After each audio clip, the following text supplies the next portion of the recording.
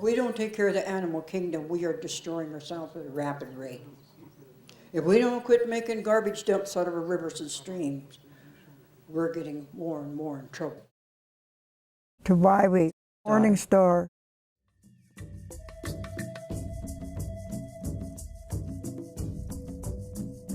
Getting people to understand that we've got to do a more sustainable way of existence to be able to survive on this planet.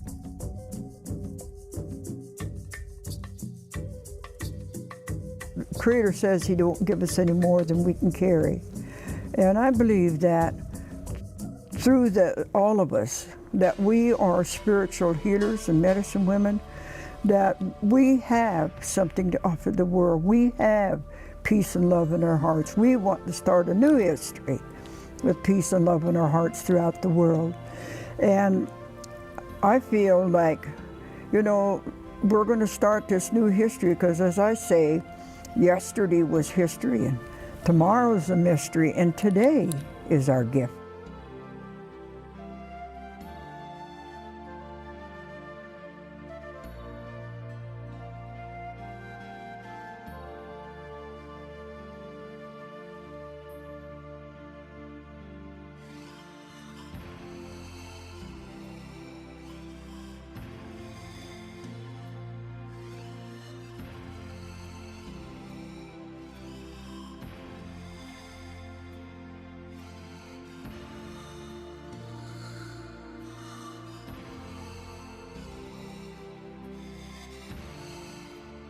The ancient ones said, left this legend that salmon looked like us, and they lived in beautiful cities below the ocean floor, and they came every spring and every fall and took on the shape of the salmon to swim upriver to feed us two-leggeds.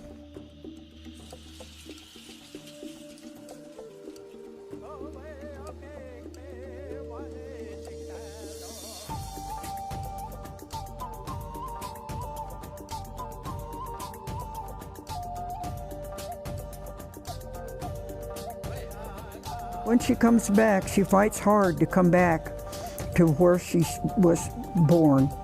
And when they do, they go on upriver and they slowly die. And what scientists found out not too long ago was that the flesh, as it fell off, was a lot of the that from her flesh, that there was things from her flesh that would help to the little ones, you know, to grow. And so when she kept dying and going on, and she fed over 33 salmon and 40-something animals, she was still nurturing. And so it, to me, is a wonderful thing that how they fight so hard to come home, you know. And so I think it's a great story. A lot of people said that was a terrible story. I said, no, they chose to be that. They chose to the Creator. They wanted to be salmon. And so we dig a pit, and we have a fire that just burns about 2 hours and till the coals build up. And then we cut the fish. I used to cook it on one slab at a time, but I changed and do it one piece at a time on the sticks and put them around the fire. They look very beautiful. Sticks from out of California where I used to live, because when the heat got to those sticks, that they don't have any pitch in it to disflavor the fish. So then we have a night before at a quiet time, I have divers that go into a purification sweat. And when they come out, they take the bones from the salmon and the skins back to the river and pray to the salmon people that to take these and put them back into salmon again. Giving back, reciprocity, teaching how to give back. We're such takers, we forget how to give back.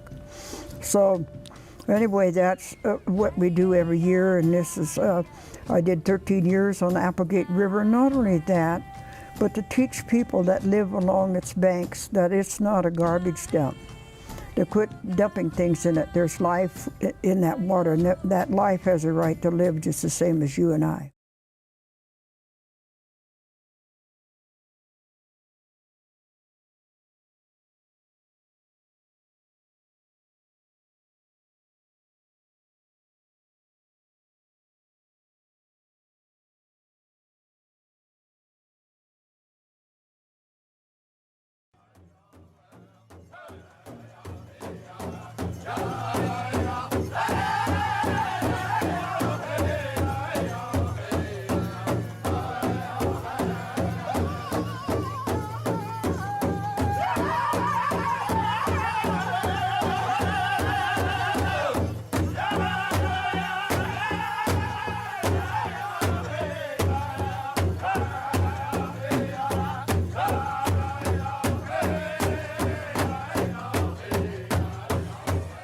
said, we don't know what you've done, but there was more salmon than we ever heard of in the river.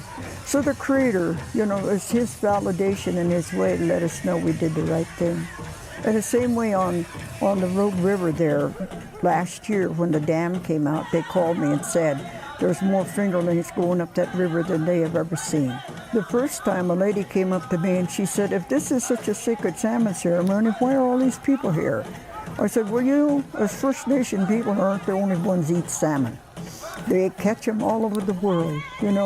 I'm just doing this to try to teach people how to give back to the salmon, and tell them that they're sacred, and tell them that we want them to keep coming, and that they are our food.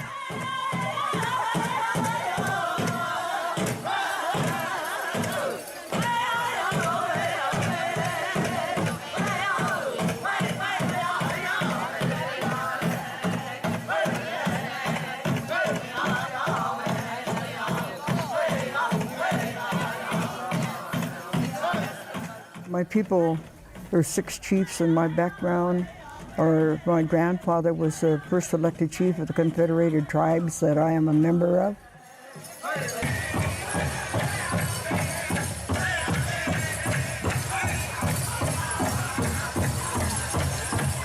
From the great state of Oklahoma, please welcome your Pastor Betsy Devil Vessel, Pastor Betsy Dancer. It was a great thing of my great-grandmother's name, and it kept coming to me over the years, and she was a great shaman, and I told her, I can't take your name because it's too powerful a name. I can't do it. I'm not worthy to have it. And so it kept coming and waking me up in the nights, and finally I said, okay, but you got to help me, if you want me to walk this way. And so she has. And so that name, Taowhywee, was a mountain east of Ashland, Oregon, that had the derogatory name, the Squaw Peak. And we changed it, and now they've named it. And we had a big ceremony up there with eagles flying over our head and the dragonflies, and we named it this name, Taowhywee Peak now. And it is a great name, and I'm very honored to be able to speak of my great-grandma and her walk upon the earth and where I live.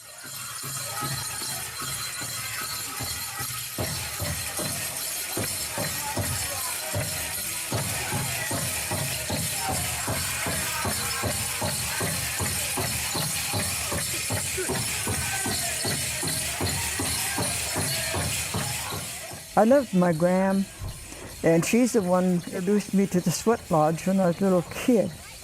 And she'd take us up there, and they called me Susan Applesauce because I liked apples and applesauce. And she'd say, come on, Susan, we'll go up to the house. And she'd go up there and get a fire going, and we'd go down by the creek, and she'd bring in a bucket of water with one of the huckleberry branches that she'd dip in there and sprinkle on the hot rocks, and I'd sit in there.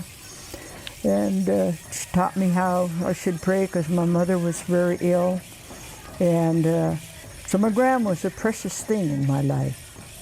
And I'm so glad that you mentioned her, because I feel like her presence right here, right now.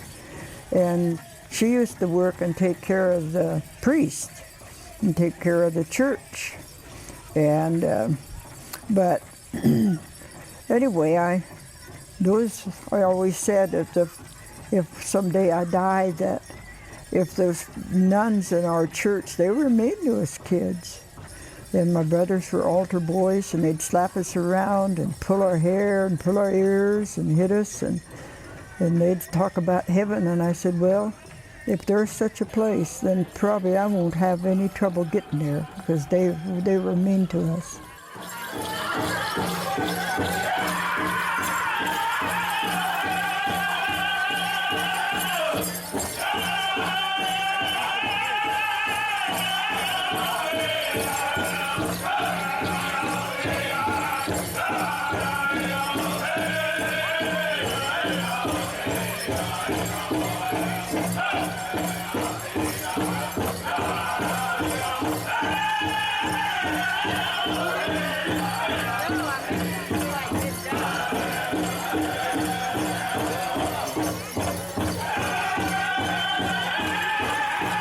I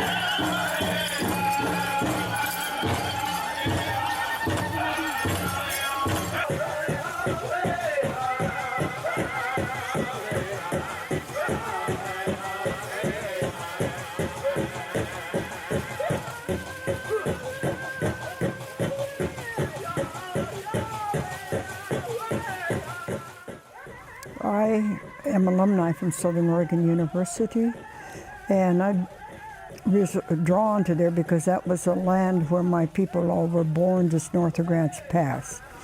And so I just stayed walking on those indelible footprints.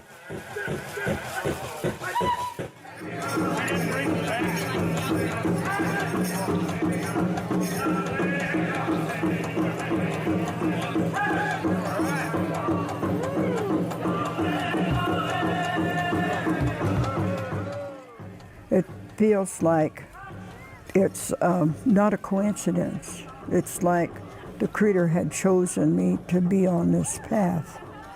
And as we came together as grandmothers, they felt the same, that it's no coincidence that any of us came to this circle.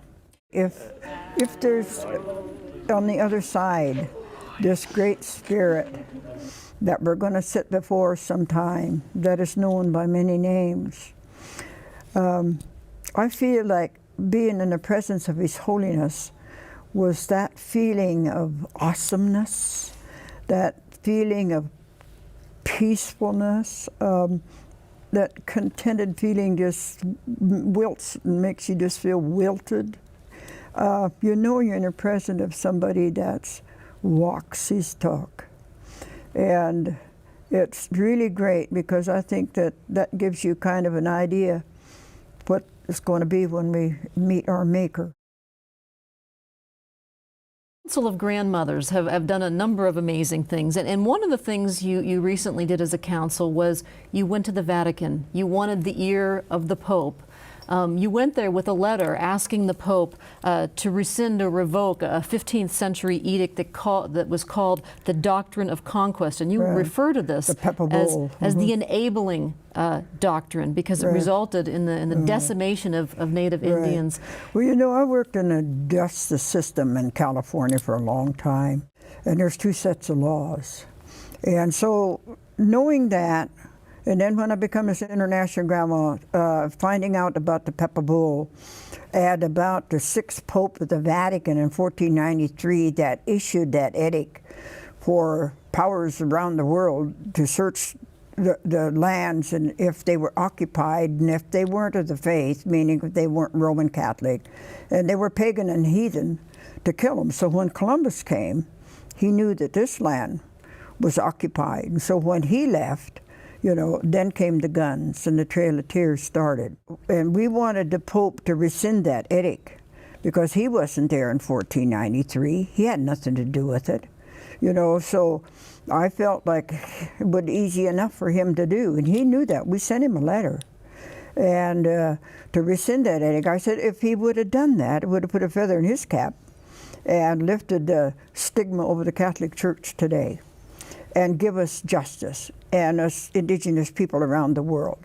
And it would help Indigenous people everywhere because, you know, they look at us as still second-class citizens, and it's not right, you know.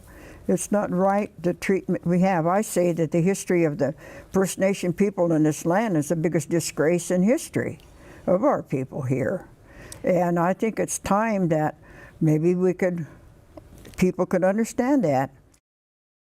And when we went to Spain too, all the people over there were so gracious, and they kept apologizing to us of Spain's involvement to this land.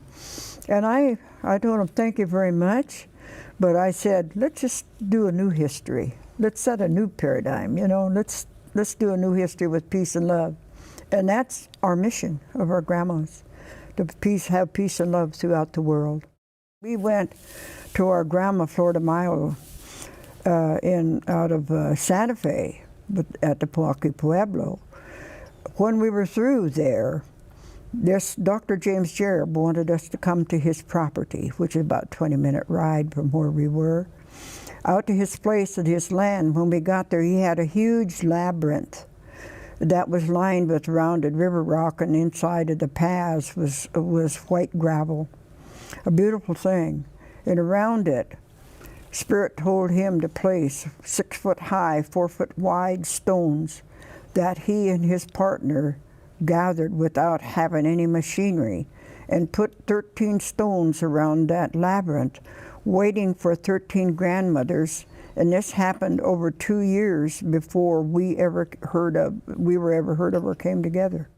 It had left my tribe over 150 years ago. We're the first to bring it back to our people, the 111, and it was in my background an inherited right, and many of them that were medicine people and healers had those on also. And so I feel very honored to be able to have it on. Our world is just got really out of balance. And I believe that more and more as we journey, people are hungry for spirit. And we believe in a spirit in all things. There's spirit even in a little blade of grass in the rocks. And so we're bringing the spirit alive to people. And our young people and many, many people, even elders, are hungry for the spirit. And I just think it's grand that more and more people are stepping forward. And that has nothing to do with religion or church. It just has to do with being who we are, this human being, walking on this Mother Earth, and knowing that the face we're stepping on has that energy that can come through our feet and up through our bodies and live in us. I say this whole world is in a leaky canoe, and it's going to take us all to keep from sinking, because water is polluted all over the world. And I always say it's our mother's blood, and our Earth Mother's blood, and we got to do a better job of stop polluting the waters. I've been on the big rivers all over the world, praying with people to clean it up. And even the people in New York cleaned up the Hudson and the Bronx to where a beaver came back. He took the news and just swept the country, and they named him Jose the Beaver. And I thought it was pretty swell, because beavers won't build a dam unless the water is good. So that's a good sign that people are listening, and they are cleaning up the rivers. You're now looking at a very solid, strong, powerful International Council of the 13 Indigenous Grandmothers.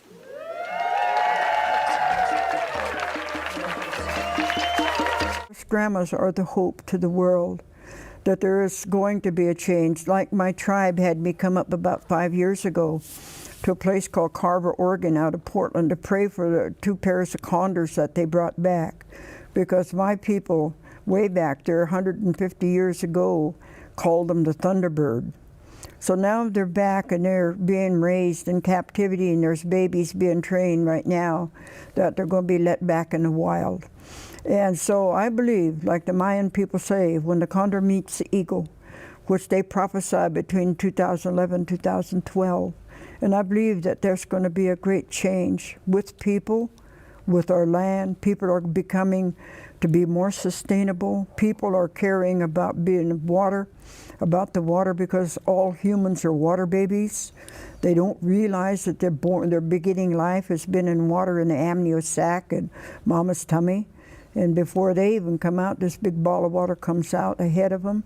But they don't stop to think that over 75% of their body is water, that it is sacred, and that it can hear. Long before I become this international grandma, I had been teaching people all over the world that water can hear. So I have it in my refrigerator that I use to bless people all over the world, that water can hear. And water will always attract us.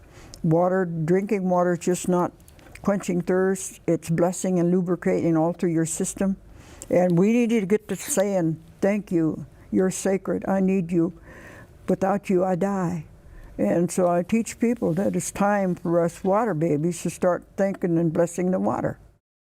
We're all connected by water. Water will always call us. I have prophesied that this world is headed for a water war. and it's going to be a precious commodity if we don't start thanking the water for our life.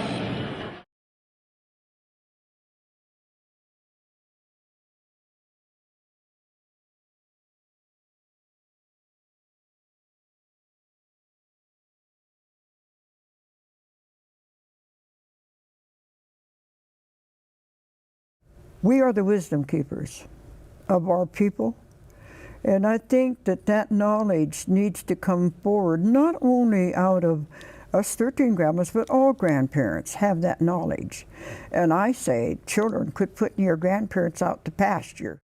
They've got all this knowledge, and it needs to come, you know, forward and spoken about. And so I feel great about that. Because we do have a lot of knowledge for all the years we've been on Earth's Mother, and it needs to come out. And we are the givers of life, and I think that that honor and that respect is in all of us grandmothers, and they too stand out in their communities where they live, and they are these leaders, and I think it's a wonderful thing that we're empowering women of all ages to stand up. I pray to God that I am walking my talk upon this Mother Earth, that I can leave them a legacy of respect, of sacredness and honor as a great, great, great, great, great grandmother.